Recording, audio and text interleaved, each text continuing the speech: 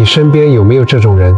他们这辈子从来不跑寺庙，不念经，也不烧香，但当你遇到低潮时，跟他聊上几句，心就瞬间安定了。反观有些人天天求神拜佛，遇到利益冲突时，翻脸却比谁都无情。你有没有想过，到底谁离觉悟比较近？其实这不是任何人的错，在这个充满焦虑的时代，我们都太累了。为了求得一丝心安，我们不知不觉把信仰当成了一场交易，以为多捐点香油钱，多参加几场法会，佛祖就会保佑我们业绩达标，无灾无难。但你发现了吗？当我们拼命向外求的时候，心反而越来越空，越来越焦虑。我们都被表面的形式给绑架了，忘了往自己的心里看。今天的内容，我将为你揭开佛陀亲口说过的7种离觉悟最近的人。看完之后，你将会彻底明白真正的佛缘到底长什么样子。你不需要花半毛钱，也不用改变你现在的生活模式，只要学会最后为你准备的4个微修行习惯，你就能在柴米油盐的复杂人间找回那份久违的清净，为自己和家人积累真正的福报。只要你身上具备其中1个特征，下半辈子可以说就是福报不尽了。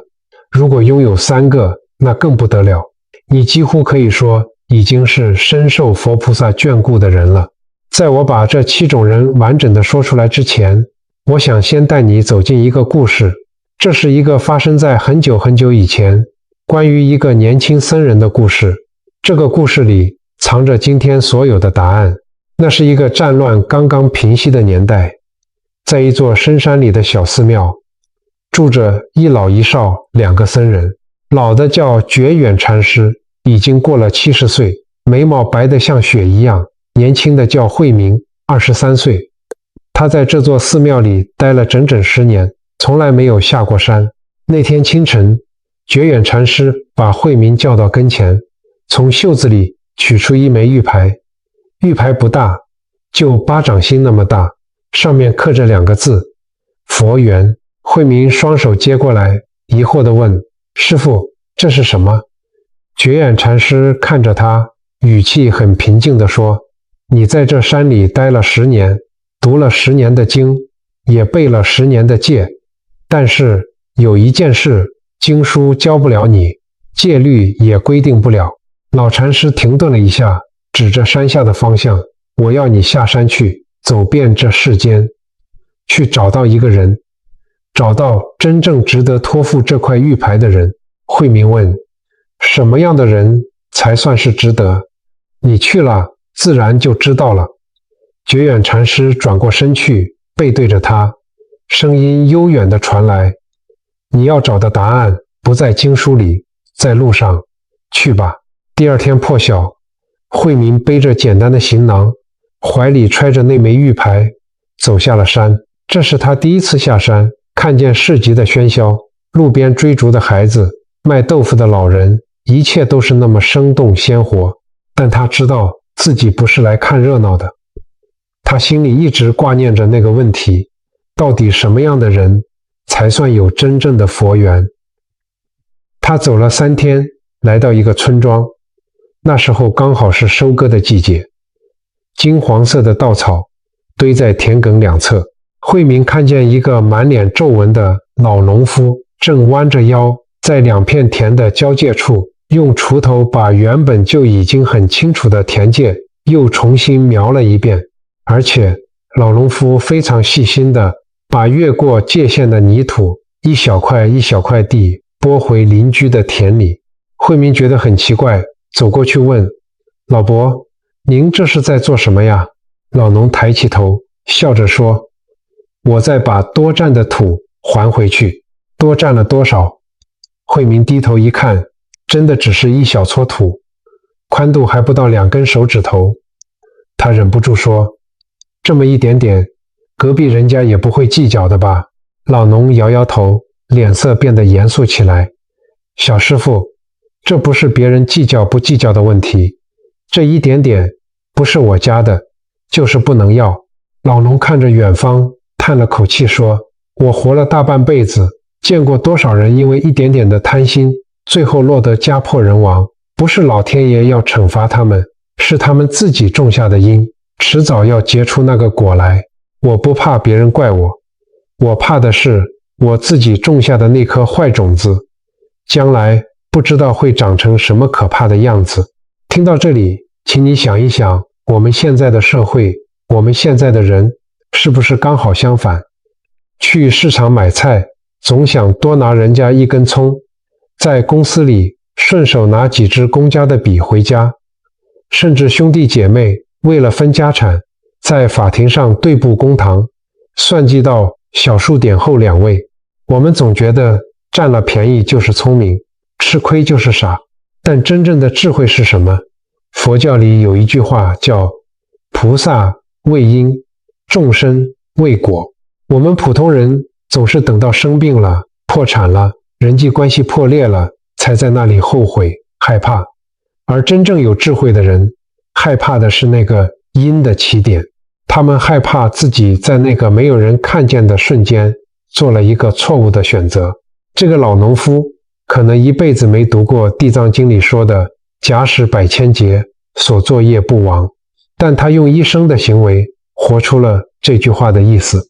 这就是佛陀说的第一种离觉悟最近的人，深信因果、敬畏业力之人。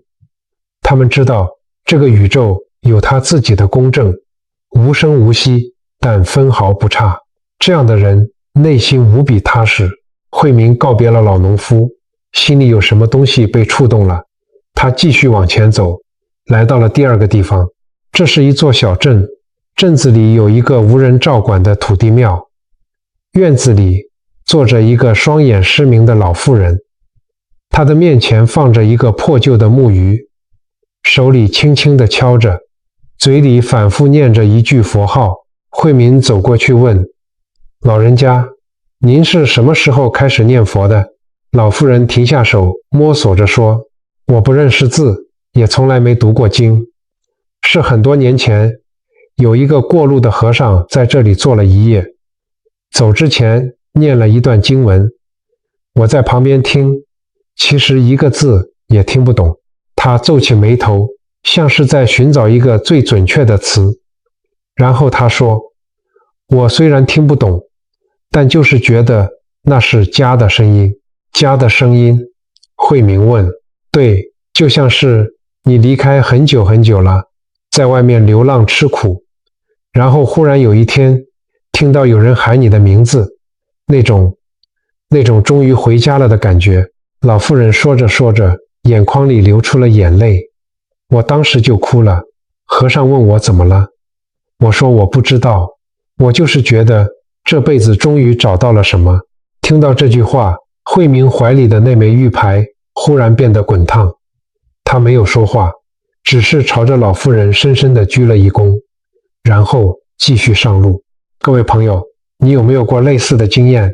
走进一间安静的寺院，闻到那股淡淡的檀香味，或者无意间听到一段诵经声，一首佛曲，明明听不懂内容，但突然之间全身起鸡皮疙瘩，甚至眼眶一热，莫名其妙就想掉眼泪。身边的人可能会觉得你很奇怪，但其实那不是偶然，更不是你脆弱。佛教里说，这是因为你的灵魂深处有一根弦，它认出了一个久违的频率，这是你过去生生世世积累的善根被唤醒了。这就是第二种人，闻法欢喜亲近三宝之人。真正的亲近，不是看你认识多少位法师，不是看你参加过多少法会，而是像一个在沙漠里走了很久，快要渴死的人，终于见到了水源，那种扑上去的迫切，那种真实的渴望。如果你也曾有过这种莫名的感动，请好好珍惜，因为你的灵魂正在呼唤你回家。慧明带着那份感动继续往前走。他来到了第三个地方，是一片刚刚经历过战火的土地，到处都是断壁残垣，但在这堆废墟旁边，有一个年轻的妇人搭了一间非常简陋的草棚，草棚里挤着10几个孩子，最小的才刚会走路，最大的也不过10岁。他们都是被战争夺去父母的孤儿。这位年轻的妇人自己也不过20出头，身上的衣服打满了补丁，但她忙进忙出，给孩子们分食物，温柔地哄着哭闹的小娃娃，神情非常安宁。慧明看着她，忍不住问：这些孩子都是你的吗？妇人摇摇头，但想了想，又点头说：都是，都是我的。慧明问：你养得起吗？妇人一边拍着怀里哭泣的孩子，一边说：养不起也得养，他们没有了爹娘，总不能眼睁睁看着他们饿死。饿死一个，我心里就会空一块，那块空缺，这辈子就再也填不回来了。慧明轻声问：你不觉得苦吗？妇人沉默了一下，抬起头，眼神清澈地说：苦，我没觉得，我只知道他们饿了，我会难受，他们哭了，我会跟着心疼，不帮他们，我才苦。慧明站在草棚外，看着那一群孩子，他感觉自己心里好像有一扇从里面反锁着的门，被人轻轻地转动了一下。我们现在这个社会常常教导我们，冷漠是最好的自我保护。走在路上遇到有人求助，我们第一反应是防备。看到新闻里的苦难，我们滑手机的手指可能连停都不会停一下。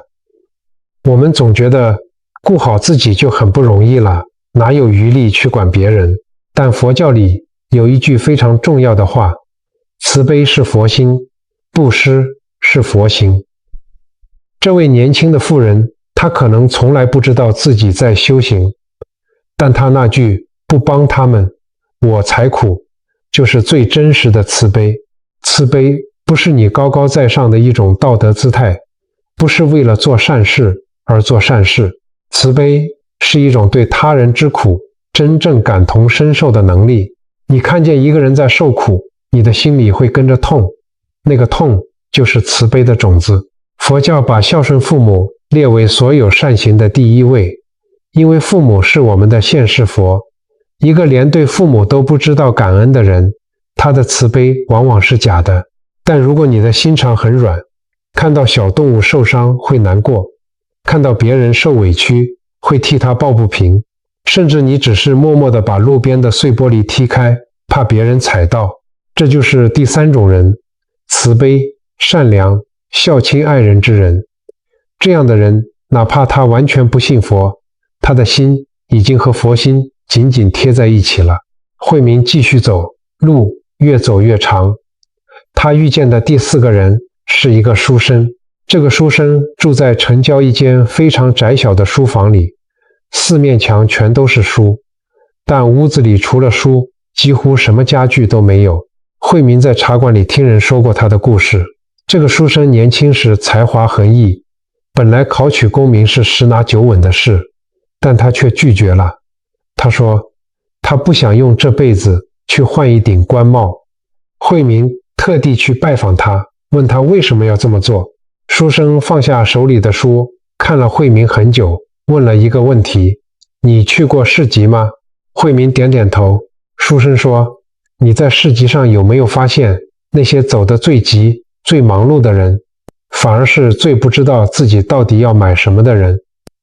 书生笑了笑，继续说：我年轻的时候也曾经想要很多东西，名声、地位、财富、别人的敬重，但我发现每得到一样东西，我就必须花更多的力气去守住它，然后再去追逐更多的东西来配得上它。我的心变得越来越重，越来越不自由。他转头看向窗外。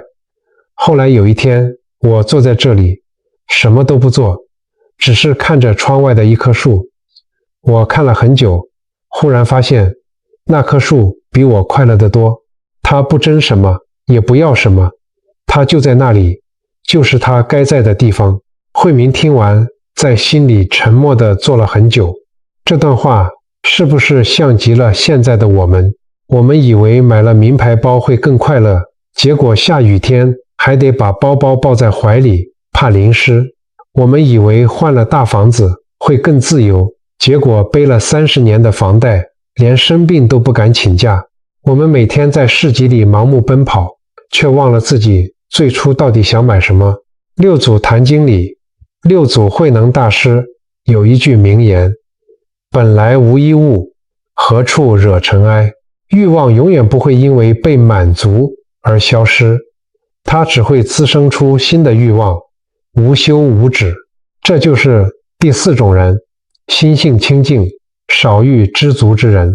他们不是天生没有欲望，而是看透了欲望的把戏。他们开始从要更多转向要更少，从向外追求转向内安住。佛教说的知足常乐，不是那种哈哈大笑的开心，而是一种非常深层、持续的内在平静。当你不再被欲望驱赶，不再追着那些抓了就要放，放了又想抓的东西跑，你才有机会真正停下来，听见自己内心的声音。遇事不再向外抱怨，而是懂得回头看自己的心。慧明告别了书生，继续他的旅程。这一次，他遇到了一个工匠。这个工匠的手艺极好，人人都说他是当地最好的木作师傅。但是有一天，东家竟然报官，诬陷他偷了家里的一块名贵玉佩。工匠被带到了衙门，面对指控，他说自己没偷，但也没有大声喊冤，没有声嘶力竭地为自己辩护。他只是静静地站在那里，等着人来查。最后真相大白，他是清白的。偷玉的其实是东家自己的侄子，为了脱罪才嫁祸给他。慧明听说了这件事，特别跑去问这个工匠：师傅，你当时被冤枉，为什么不替自己辩解呢？那种情况，大喊冤枉才是人之常情啊。工匠放下手里的刨刀，想了想，说：辩解有什么用？我知道自己没有做，上天也知道。这种事情越辩越乱，不如就等着真相自己浮出来。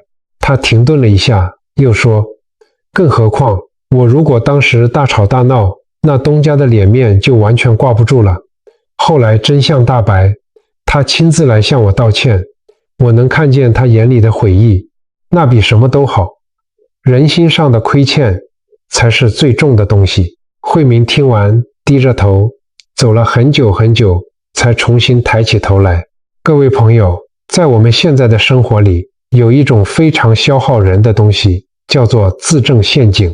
在公司里被同事误会，在网络上被酸民攻击，甚至在亲密关系里被另一半冤枉，我们总是急着想要解释，急着证明我不是这样的人，我是对的。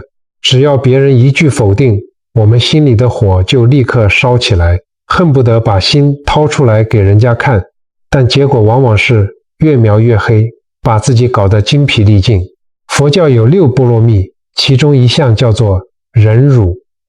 很多人以为忍辱就是打落牙齿和血吞，就是懦弱，就是忍气吞声，完全不是这样的。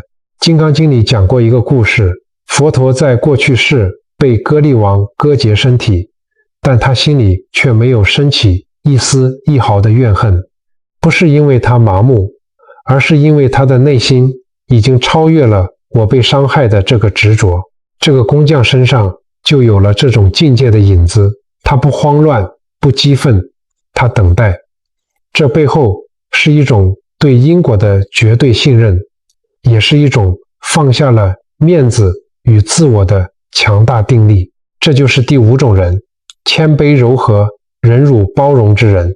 真正的谦卑不是低声下气，而是能在心里腾出空间去容纳别人的误解与攻击。当别人犯错的时候，你心里第一个升起的念头不是你怎么可以这样对我，而是他现在也被烦恼蒙蔽了，他也很苦。能做到这样，你的心就真的像大海一样宽广了。慧明继续往前走，这一次他在崎岖的山路上遇见了一个少年。那个少年背着一个巨大的包袱，脚上的鞋子都磨破了，脚底渗出了血丝，但是他的眼神里有一种慧明从来没见过的东西，那是内心有火的人才有的眼神，明亮、专注而且不肯熄灭。慧明问他要去哪里，少年说他要去100里外的一座寺庙，那里有一位大德高僧，他要去求法。100里？你走了几天了？5天。慧明看着他脚上的伤，忍不住说，何必这么苦呢？你在家里读佛经，不也是一样的吗？少年摇摇头，神情非常认真。不一样的，经书是前人拿生命写下来的东西，但那些文字传到我这里，有很多东西已经流失了。我要去找一个真正懂的人，让他告诉我那些文字背后的空白处到底是什么。少年抬头看了看天空，笑着说，我爸说我傻，说我用来走路的钱都够买好几车的书了，但我就是觉得有些东西你不亲自去走那段路，你永远不会懂。慧明握着玉牌的手轻轻地颤抖了一下。我们现在的人拥有太多的资讯，却极度缺乏智慧。我们每天滑手机，看了无数的短影音，学了无数的道理，但为什么遇到人生的关卡时还是跨不过去？因为那些道理是别人的，你没有亲自去走过。华严经里讲，修行最重要的就是发菩提心，这颗发愿的心是一切佛法的根本。这就是第6种人，立志觉悟、精进修行之人。他们不只是天生善良，也不只是被动地承受生活的苦，他们是主动地发出了一个愿望，我要寻找真正的答案，我要看清这个世界的真相。这种人眼神里是有光的。当一个人真正发愿要找到内心的平静，他就会生出一种超越疲倦、超越挫折的力量。就像那个脚底流血的少年，他不是在坚持，他是在回家。慧明带着满心的震撼继续走着，最后他在一座繁华的城市里遇见了第7个人。这是一个商人，他在当地非常有名，但不是因为他有钱，而是因为他做了很多善事。他每个月固定去孤儿院送粮食，逢年过节亲自去探望独居老人，甚至出钱给流落街头的人安排落脚的地方。但当地的人悄悄告诉慧明，这个商人以前根本不是这样的。3年前，他的独生子出了一场意外，走的时候才12岁。从那之后，这个商人整整1年没有说过一句话，他什么都不做，就是每天坐在家里，坐在他儿子生前住过的那间房间里，整整坐了1年。后来有一天，他忽然打开门走出来，开始做这些善事。慧明去见了他，问他为什么改变了。那商人坐在那里，脸上有着一种只有经历过极大的痛苦之后才会出现的平静。他说，我儿子走了之后，我觉得整个世界都是假的。我拼命赚的钱，我盖的大房子，我以为这辈子最重要的东西全部都是假的，只有那种失去的感觉是真的。商人停了下来，眼眶泛红。后来我开始想，这个世界上有多少人跟我一样失去了最爱的人，却没有人陪。我儿子走的时候，身边至少还有我，但有多少孩子走的时候什么都没有。我一想到这里，我就再也坐不住了。我没办法让我儿子回来，但我可以让别的孩子不那么孤单。他说完，看着慧明，眼泪流了下来。小师父，你说我这算什么？慧明把手里那枚刻着佛缘的玉牌握得紧紧的，低声对他说，这叫菩提心。佛教里有一句话叫烦恼即菩提，苦难是道场。这句话，如果你没有真正经历过大风大浪，没有经历过生离死别，你真的很难听懂。苦难有一种非常奇特的力量，它能够让一个人在极短的时间内做到平静岁月里可能需要10年、20年才能做到的领悟。因为苦难会无情地打碎你对这个世界的幻觉，你以为很稳固的东西其实是脆弱的，你以为会永远陪着你的人其实是无常的。当你原有的世界观彻底崩塌了，当你再也无法相信原来那套只要好好努力就会有回报的信仰时，那个巨大的空洞里反而有可能会开出最坚韧的智慧之花。这就是第7种人，历经苦难大彻大悟之人。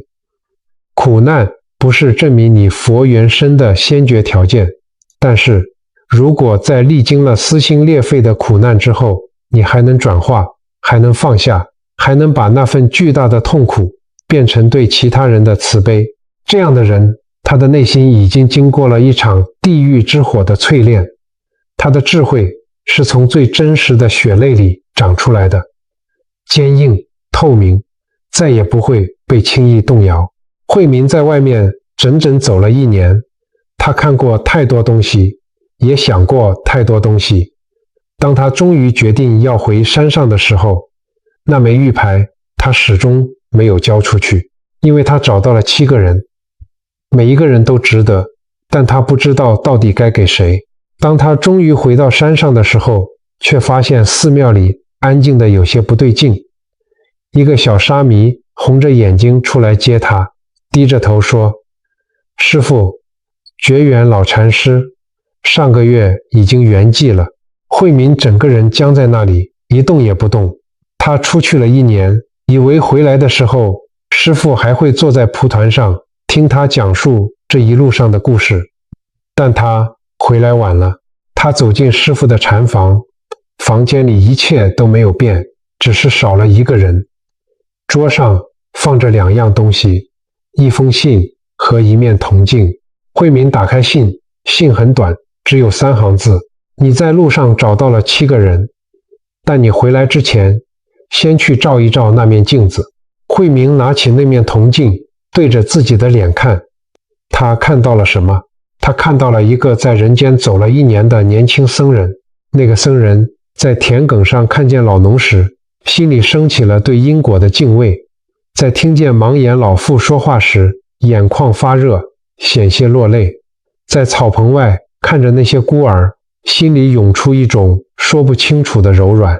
在书生说那棵树比我快乐的时候，忽然觉得自己的心变轻了。在工匠说真相自己会浮出的时候，他不再焦虑。在少年的眼睛里，他看见了自己对佛法不灭的光；在商人的眼泪里，他看见了经历苦难后真正的慈悲。他看见的是他自己。他把信翻过来，背面还有2行字：你找到的7个人，每一个都是你离觉悟最近的，从来不只是他们，也是每一个真心走上路的人。慧明放下铜镜，把那枚玉牌紧紧握在手心里，然后他慢慢地跪在了师父曾经坐过的蒲团前，深深地拜了下去。这个故事到这里讲完了，但故事背后那道直指人心的考题才刚刚开始。老禅师给慧明的那道题，其实是我们每个人这辈子都在无意识中解答的一道题。我到底是什么样的人？我离内心那道光到底有多远？慧明遇见的这7个人，其实就是我们内心的7个维度，那份敬畏，那份渴望，那份柔软，那份清醒，那份包容，那份执着，以及那份转化痛苦的能力，你身上都有。只是他们可能被这世间的尘埃，被我们的贪、嗔、痴、慢、疑给暂时遮蔽了。佛缘深浅，看心不看相，只要你愿意拂去灰尘，看见真实的自己，你就是那个距离觉悟最近的人。各位朋友，听完了这7个人的故事，你可能会问，那我现在该怎么办？我每天要上班，要顾小孩，要面对难搞的老板，我没有时间去深山里走1年啊。这7种境界听起来很深远，对不对？但其实觉悟并没有那么遥不可及。别担心，六祖慧能大师说过一句话：佛法在世间，不离世间觉。真正的道场从来都不在深山古寺里，而在你的办公室、你的客厅，甚至在你每天上下班挤的捷运里，只要你懂得用心，生活中的每一个摩擦，这个都是你开悟的契机。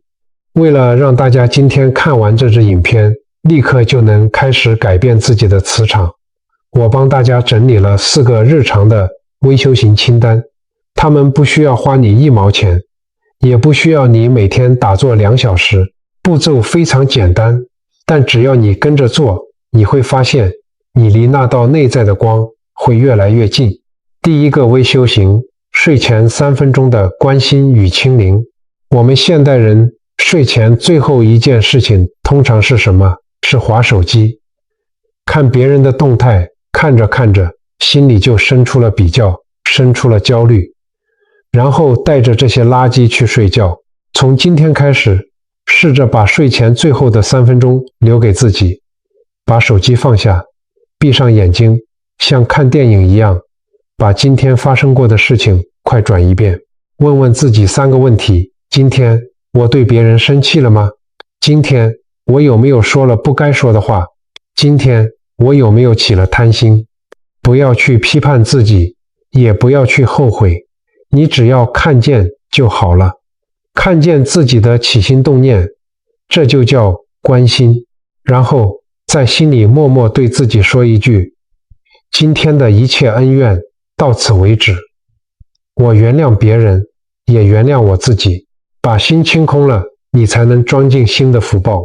第二个微修行，冲突发生时的停顿3秒钟。在生活里，我们常常会遇到很不讲理的人，可能是路上随便超车的驾驶，可能是对你酸言酸语的同事。我们本能的反应就是立刻反击回去，用更毒的话刺伤对方。下一次，当那个怒火快要冲到脑门，脏话已经到了嘴边的时候，请你试着做一件事，深呼吸，在心里默数1、2、3，就停顿这3秒钟就好。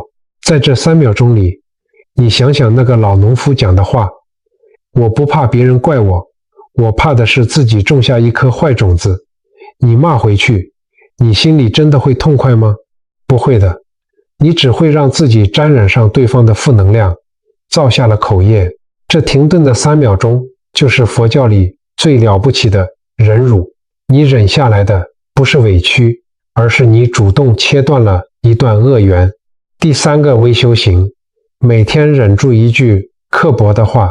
我们常常觉得自己很善良，没有杀人放火，也没有偷抢拐骗，但其实人最容易犯的就是口业。对最亲近的人，我们往往最不客气。看到伴侣做错事，那句你怎么那么笨，是不是很容易就脱口而出？看到孩子成绩不好，那句养你有什么用，是不是差点就要脱口而出？真正的慈悲先从你的嘴巴开始。每天给自己一个小任务，刻意忍住一句原本要批评别人的话，把它吞回去，换成一句鼓励，或者干脆保持沉默。当你懂得对别人的过失嘴下留情，你的心就会慢慢变得像水一样柔软。第4个微修行，每天做一件不留名的微小善事。不要觉得做善事一定要捐很多钱，你可以只是在进电梯的时候帮后面的人多按几秒钟的门，你可以只是在吃完饭后把桌上的垃圾集中好，方便服务生清理。你甚至可以只是在心里默默祝福一个走在路上的陌生人，祝他今天平安顺心。做这些事的时候，不要去期待别人跟你说谢谢，做完就忘记。佛教把这叫做无相布施。当你不求回报地去给予，你的心胸会瞬间打开，就像故事里那个收养孤儿的年轻妇人一样，你给出去的每一分善意，最后都会变成你生命里最坚固的护城河。各位朋友，我们今天走了很长的一段路，我们看过了老农夫的敬畏、盲眼、老妇的眼泪、年轻妇人的慈悲、书生的清醒、工匠的定力、少年的执着，还有那位商人失去挚爱后的菩提心。故事里的慧明最后才知道，老禅师在信的背面写的最后一句话，其实还有更深的一层意思。慧明后来告诉别人，老禅师的那句话是：你找到的从来不是7个人，而是7条路，这7条路条条都通向同一个地方，那个地方有一个名字，叫做本心。我们总是以为觉悟是一个很高大上，离我们10万8千里的境界，我们总以为一定要把生活过得完美无瑕，一定要把经书倒背如流，才配得上佛缘这2个字。但其实真正的佛缘就藏在你我日常生活的每一个微小细节里，它藏在你今天早上原本想对家人发脾气，却硬生生把那句伤人的话吞回去的那一刻，它藏在你看见新闻里的苦难，心里忍不住揪了一下，涌出那一阵难受的那一刻，它藏在你终于决定放下一个执着了很久的人，或者是执着了很久的怨恨，忽然觉得心里变轻了的那一刻。这些时刻看起来微不足道，没有人会颁奖给你，也没有人会为你鼓掌，但是他们全都是真实的，他们就是你这辈子和那道内在的佛性之光最近的距离。佛陀说，众生皆有如来智慧德相，这7种人距离觉悟最近，不是因为他们天生比别人幸运，也不是因为他们比别人更有资格，而是因为他们愿意在各自充满泥泞的生命里，用自己的方式慢慢移开那些遮蔽本心的灰尘，让那道本来就在的光透出来。影片看到这里，我想问问你，你是哪一种人？或者你想成为哪一种人？其实这2个问题最终是同一个问题，因为当你此刻在思考这件事，当你愿意看到现在，你内心的那盏灯就已经被点亮了。我们都在回家的路上。在影片即将结束的这一刻，我想邀请荧幕前的你和我一起完成这场修行的最后一个步骤。这世界上最强大的力量就是人的心念。如果你今天这段时间心里有被任何一句话触动，或者你感受到了一丝丝的平静，我希望你现在就滑到下方的留言区，为自己、亲友，也为你爱的人留下你的善言或是祈福。你可以写下，愿自己与家人平安健康，福慧双全。你也可以简单的写一句，愿一切有情众生离苦得乐。当你打出这些字的时候，你就是在为自己种下一颗最纯净的善种子。当几千个、几万个看到这支影片的人都在留言区写下祝福，我们就会在这里凝聚成一个无比巨大的正向磁场。这个磁场会回向给每一个留言的人，也会照亮那些今天刚好遇到低潮点进来看到你留言的陌生人。有时候你的一句善言可能就是另一个人今天最需要的那一点光。如果你觉得这段内容为你的内心带来了一丝平静，或是值得被更多人听见，非常欢迎你点击关注与订阅我们的频道。每一次的关注、点赞与分享，其实都是一次无相的布施，让这份温暖的智慧之光能够照亮更多还在迷茫中的灵魂。谢谢你今天的陪伴，愿你日日是好日，时时有平安。我们下次见。